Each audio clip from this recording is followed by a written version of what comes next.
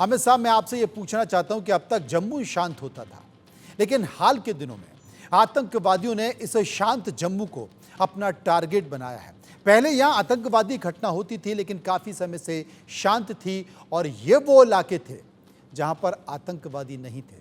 लेकिन अगर यहां आतंकवादी आ गए हैं, यहां पर आतंकवादी घटनाएं बढ़ गई हैं, तो इसके पीछे का कारण क्या है?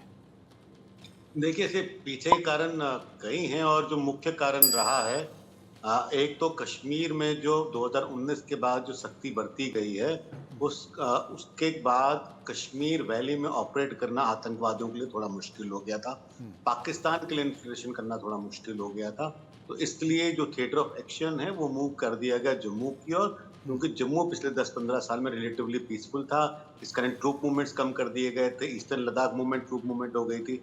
इंटेलिजेंस जो थी वीक हो गई थी, अ, उस लेवल की नहीं रही थी, तो इसलिए एक इजी टारगेट मिल गया था। इसके अलावा अगर आप देखेंगे जो पंजाब बॉर्डर और जो कठवा बॉर्डर जो इंटरनेशनल बॉर्डर है, उस पर भी आज इन्फिल्ट्रेशन शुरू हो गई। तो एलओसी से मूव करके इन्फिल्ट्रेशन आज इंटरनेशनल बॉर्डर्स के आसपास भी आ गई। तो एक पहला कारण तो ये है। दूसरा कारण ये और जो मुख्य कारण है कि 2019 के बाद जो आपने कश्मीर जम्मू कश्मीर में जो चल रहा जिहाद है, जो जम्मू कश्मीर में चल रहा पाकिस्तान से निरंतर अटैक है, उसको आपने कहीं न कहीं एक वो विनिंग हार्ट्स और माइंड की स्ट्रैटेजी में करप्शन, डेवलपमेंट दिखाकर उसको टैकल करने की कोशिश करी और जो रेडिकलाइज़ेशन है और जो सपोर्ट सिस्टम था इन आतंकवादियों को बरकरार रखा आपने, आप उसको क्रैक नहीं कर पाए। कश्मीर में उस मूवमेंट ने हाइब्रिड का रोल ले लिया और क्योंकि वहाँ सख्ती ज़्यादा थी और जहाँ जम्मू में ढील थी, वहाँ पे टेरर अटैक अटैक होने लगे हैं।